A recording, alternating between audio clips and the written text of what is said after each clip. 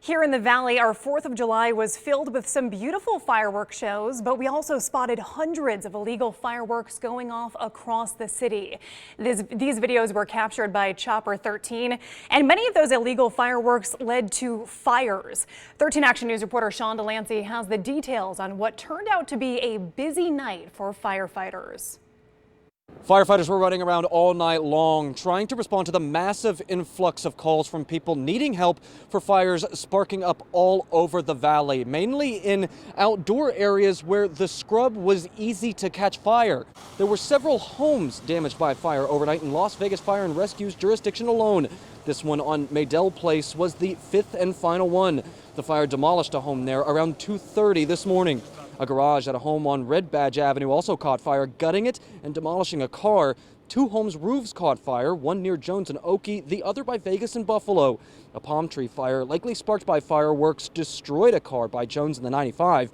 Public Information Officer Tim Zmansky says that the Combined Communication Center got 1,400 calls, up from a daily average of around 925. Now, multiple people were kicked out of their homes because of these overnight fires, but the good news is firefighters say that no one was injured. Sean Delancey, 13 Action News. The city also reported a fire near Washington and MLK Boulevard this morning. You can see a large patio was completely gutted, and there was some damage inside that home as well. 2 adults are without a home tonight, but thankfully no one was hurt. The cause of that fire is not known. In the county, 2 fires were reported. The most recent was early this morning near North Gateway Road and Alto Avenue in North Las Vegas. It took firefighters 5 hours to contain the flames. The fire started in the backyard and spread to the house. Now, 3 goats died in that fire. One resident is recovering from smoke inhalation, and NV Energy said that some power lines were also down in that area. And last night, firefighters responded to a fire near Spencer Street and Viking Road. A tree fire spread to the roof and attic of an apartment building. Now, 1 person was evaluated for a hand injury, and 3 others were checked for smoke inhalation. Firefighters do believe that fireworks were the cause of that fire. Well, all those fireworks also kept the Animal Foundation busy. At least 26 animals were taken in last night. The Animal Foundation says that number is expected to increase over the next few days, and they do have some advice if you've lost a pet. They're likely somewhere in the neighborhood. They often don't get too far. So that's why it's best to post on Nextdoor so all your neighbors will see. The Animal Foundation's website is updated hourly, and they hold lost pets for 72 hours.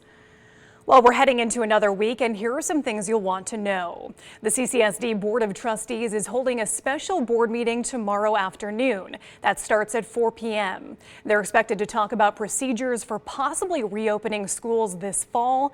Members of the public are invited to view that meeting, which will be held via teleconference on ccsd.net. A hearing on a lawsuit involving the state unemployment office is set for Tuesday. Claimants are upset about not receiving any money and what they call false promises from DETR. Now, people who were approved for payment months ago are fighting system glitches, jammed phone lines, and inaction. That hearing will be held in Washoe County. Las Vegas City Council will discuss a possible replacement for the former Mayor Pro Tem Michelle Fiore on Wednesday. Fiore stepped down after facing backlash for racially charged comments she allegedly made at the local Republican convention. Now, she says she has no plans to resign as city councilwoman, but Councilman Stavros Anthony is being looked at a possible replacement. A special session to address our plummeting state budget will be held next Wednesday. The state is anticipating an $812 million shortfall for the 2020 fiscal year. Now, the governor says he will make the formal proclamation for a special session at a later date. All right, bringing in Gina Cancelleri now. Gina, a hot and toasty day out in the valley. Yeah, and if you liked it, then you'll like tomorrow because it's going to be even hotter and toastier. Although you'll notice a better breeze tomorrow in the afternoon. That's going to be the big change as we head into the upcoming work week. We will have an afternoon breeze that may cool you off just a little bit. So here's the timeline though, as we move through the rest of the night tonight. It's going to be really nice and really easy. Temperature at 6 o'clock, 106 degrees. Temperature at 8 o'clock, still in the triple digits. Then we will finally hit the 90s, mid-90s by 10 p.m., 90 on the dot at midnight, and the sky will stay clear, and it really will be a beautiful overnight. Then tomorrow, it will be hot, and it will be breezy, and you will notice the breeze picking up in the afternoons. And because of this, not on Monday, but on Tuesday, there is a red flag warning in effect. We have fire danger coming back to the forecast, especially on Tuesday. It doesn't really go anywhere for the next week because we are staying so dry. I do have your full 7-day forecast and your forecast for tomorrow, all coming up a little later. Jackie? All right, Gina, thank you. Big progress on the Mahogany fire since it sparked last Sunday. It's now 94% contained, but it has burned more than 2,700 acres. Now, Lee Canyon remains closed today because of that fire. Upper Lee Canyon Road is closed through tomorrow, and Deer Creek Road and Lee Canyon Road are still closed in both directions. Well, Nevada state troopers will finally give a formal send-off for a fallen sergeant. Sergeant Ben Jenkins died March 27th after being shot during a traffic stop near Ely. His memorial was postponed because of COVID-19, but on Wednesday, his family and law enforcement departments will have a celebration of life in Elko. A procession will start at 9:30 a.m. through Elko before that ceremony. The ceremony will be live streamed on the Nevada Highway Patrol Facebook page. One influential Las Vegas developer has died. Erwin Mulaski passed away yesterday at the age of 93. He was a Nevada Business Hall of Fame inductee, and Mulaski is credited with developing Sunrise Hospital and the Boulevard Mall. Now, Mulaski also played a role in the early development of UNLV. A former Minneapolis officer posts bail. One of the officers charged in George Floyd's death is out of jail and when he's expected to face a judge. And marching for Vanessa Guillen, the family of the missing Fort Hood soldier, calls for an investigation. And debunking fact from fiction, the myths about masks.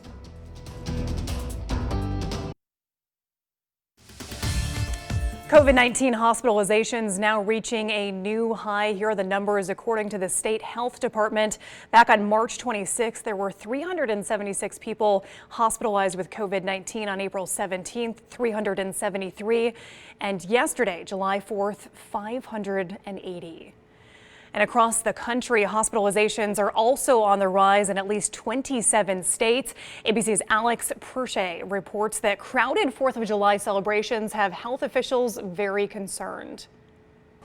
4th of July crowds at beaches and lakes and firework displays have health officials concerned. Diagnosed cases of the coronavirus are on the rise in more than 36 states. The president giving a timeline for a vaccine. And we'll likely have a therapeutic and/or vaccine solution long before the end of the year. FDA Commissioner Stephen Hahn says the agency is overseeing 141 vaccine trials, but could not predict when one would be available. We are seeing unprecedented speed for the development of a vaccine. We will make a decision based upon the data and science on a vaccine with respect to the safety and effectiveness of that vaccine. Florida reported 11,400 new cases Saturday, just 100 behind New York at its apex in April. Beaches in South Florida closed. Masks now required in Miami. So we're hopeful that the measures that we're putting into place will prevent us from having to put in more dramatic measures over the course of this week. Texas is also a hot spot. The governor issuing a statewide mask mandate.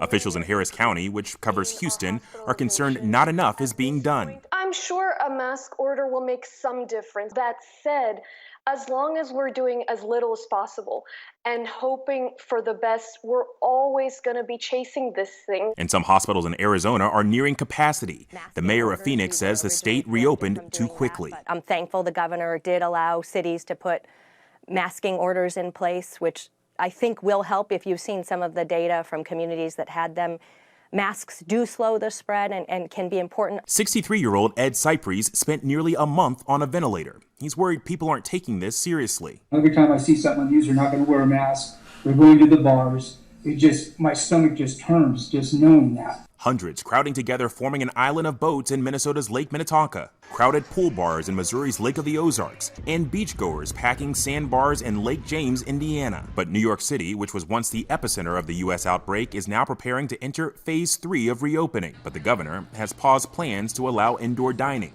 Alex Perche, ABC News, Washington. One of the officers charged in George Floyd's death is released from jail. Tao posted a $750,000 bond yesterday. All 4 officers on the scene of Floyd's death have been fired and face criminal charges. Tao is set to appear in court in September. Now, Derek Chauvin, who pressed his knee into George Floyd's neck, remains in jail. Army investigators officially identified the remains of Fort Hood soldier Vanessa Guillen. Her family and supporters march in protest of her death. ABC's Stephanie Ramos reports one of the suspects is due in court tomorrow. This weekend, protesters demanding justice for 20-year-old Army soldier Vanessa Guillen. Thousands coming out in Houston, calling for a congressional investigation into Vanessa's disappearance and murder. She was last seen on April 22nd outside her barracks on Fort Hood in Killeen, Texas. Why it happened, why it took this long. To Vanessa, I want to say that we haven't stopped fighting for you since day one, and we will never stop until you get justice. Before she disappeared, Vanessa's family says she told them she was being sexually harassed by another soldier, but was afraid to report it. Ever since she came into Fort Hood, her personality just changed. She wasn't the same person. The Army is still investigating those claims, but says they have found no evidence that Vanessa was sexually harassed. The very least they could have done was provide answers for that family.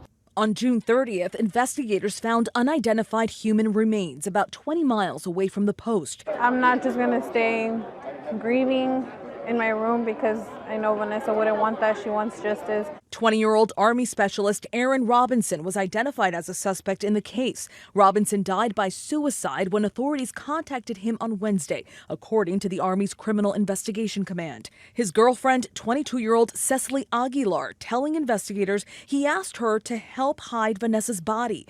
Aguilar has been charged with 1 count of conspiracy to tamper with evidence. Her first court appearance is set for Monday in Waco, Texas. If convicted, she faces up to 20 years in prison. Stephanie Ramos, ABC News, New York. With face masks now mandatory across the state, you may have seen some information floating around social media that wearing a mask is bad for your health. Well, 13 Action News anchor Marissa Kinniston talked with a doctor who wants to debunk some of those common myths. The biggest thing is that many of us just aren't used to wearing masks for long periods of time or while we're in public out running errands. So there could be some psychological impacts. Maybe you get claustrophobic while wearing a mask. But one local doctor I talked to said it's very rare for somebody to actually get sick from wearing a mask. Dr. Thomas Hunt says he has not seen any patients with mask-related concerns since the pandemic started. That's despite some information on social media that wearing a mask can cause you to breathe in carbon dioxide. Breathing in high levels of CO2 is dangerous, but that's actually very unlikely while wearing a cloth mask. And most people are wearing a mask for a short amount of time. When you are wearing a mask, the CO2 is still coming out. People are saying, well, it's getting stuck in the mask. Most people should be wearing masks that do allow breath to come out on either side. Now, maybe you're wearing a mask at work for a long shift. He says if you do get a mild headache or even a little dizzy, just take the mask off real quick and take a little break. Marissa Kinniston, 13 Action News.